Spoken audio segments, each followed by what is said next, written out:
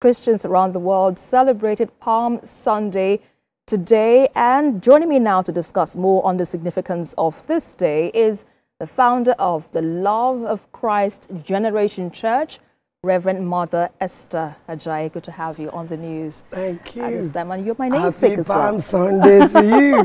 Thank you so much. I just said you're my namesake as well. My name is Esther. Oh, really? Okay, Esther and Esther. Absolutely fantastic. Happy Palm Sunday. Same to you, ma'am. So now we understand Christians around the world are celebrating Palm Sunday. And one significant thing that we saw, most of the Christians were holding palm fronds to celebrate, to mark the celebration of the day. Talk to us now the significance of this practice and how one can move from it being a ritual to having real impact in one's daily life. The impact of the book of Mark, I'll go to the Bible now. In that book of Mark, chapter number 11, as Jesus Christ was at Bethany, and then he sent his disciples, go, you will see a colt that is tied down. If the owner asks you anything, tell them that the Lord have got something to do with it. The Lord wants to use it. Now, and exactly as he said it before they got there, they met it. And it was as he was entering into Jerusalem. Now, a lot of people, some with palm frond, some with colorful dress, putting it on the floor, that shouting and chorusing Hosanna, and that blessed is the one that is coming in the name of the Lord. Jesus Christ, King of Kings, displaying his power of almightiness there. You see, before they got there, he told them, this is what you meet. If you read the verse 2, verse 3, said, this is what the man will ask you about, and then answer him straight. And then by the time they got there, in that verse 5, verse 6, verse 7, said, yes, this is, and exactly, all-knowing God.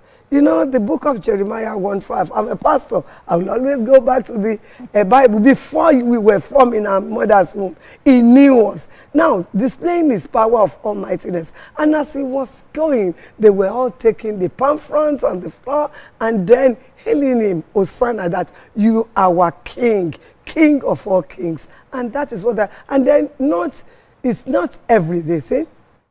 And that is how we are not going to take it as ritual. That this colorful dress and then palm front, take it out. The Lord is for certain time of the year. This is the Palm Sunday, this Sunday, the week preceding the Holy Week. It's just the beginning of the Holy Week. By the time it's tomorrow night is the Holy Week, and then to Good Friday, and then to Resurrection. So just having it as a reminder, as we are holding the palm front, we're honoring the King of all kings, that it's you are almighty, we believe you are entering. And today I believe, as the good Lord lives, you are entering into Jerusalem, entering into the economy of Nigeria, turning it around for the best. Indeed. Talking about the Nigerian economy and you know, the travels, I would say Nigerians also are experiencing. What practical ways do you think Christians now can, you know, imbibe by the virtues of what the Palm Sunday represents, especially for communities that needs hope, that needs healing, you know, in this difficult time? What practical ways do you think Christians can imbibe?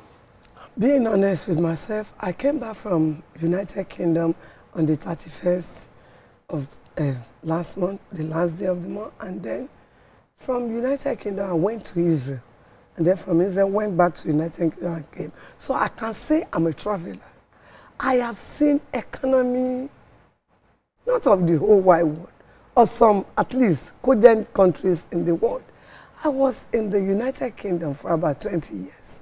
And how we buy things, what we were buying then, and what we are buying now, it means this thing is around the world. It's not only in Nigeria. Right. Like I tell you, for example, if I buy a 50 pounds light in my home, it's about 4-bedroom home. And before it will be about 6 weeks. Now it's just 2 weeks. So it means it's all over the places. But because we are developing country, they are developed, it's affecting us more than anywhere in the world.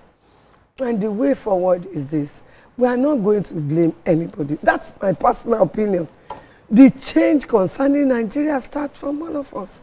Whatever thing you can do, my own part as a pastor, I pray, yes, but some children are university that I'm sponsoring. Some people are go to the rural area, feed them, whatever. Now is the time for us to come together. If you are in between and up there, it's the time to look down now. Excuse me, no government in anywhere in the world can put an end to the problems of the people in their country. No government. But surely they will say there should be a practical steps to take. Throughout these 40 days, I feed homeless people in United Kingdom. I go to Holborn. These people are always by the Zimbabwe house. I always go there. It's always on the social media to feed them. That is United Kingdom, homelessness. So no country in this whole wide world will say, the government of my country are putting an end to the problems of the citizens. No. But we will help us. It's time to do it. At some point, I'm telling you now. Because the change starts from now. And it's us. Okay, who are Nigerians? Economy of Nigeria. You and I. God will help us. Indeed, God will help us. But let's look at about our leaders now. What message do you have for them? Even though we have to look at inwards now to ensure that we leave a country better than we met it. What's your message to fall in love with Nigeria again. If you are in love with a country, excuse me, the money that is meant for the constitution, for the constituency, you will use it for the constituency. Because there's no point going somewhere. Hey, God forbid COVID again. COVID have taught us a lesson. Oh, we think that there will be a time no one can go to any other place to check their health. So all this checkup now. So it's better for us to turn around this great place. Once it's turned, Nigeria is God's own country. We are blessed with everything. A Japanese man was speaking about his country that they don't have anything except tsunami and all this headache, earthquake. They don't have natural resources. We have got, if you put anything on the soil here, it will grow, it will germinate.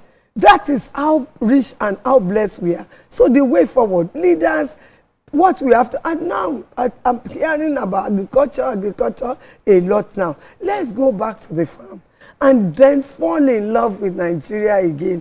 If you love this country and you know there is nowhere else you can go, you will turn all your might, everything into this. There's no point going to stack money somewhere. The way forward is to turn Nigeria around for ourselves. All right, and that's where we have to leave this conversation. Thank you so much. Thank you. Founder, Love of Christ Generation Church, Reverend Mother Esther Ajayi. It's an honor, pleasure to have you on the news. Happy Palm Sunday. Same to you, ma'am. Thank you.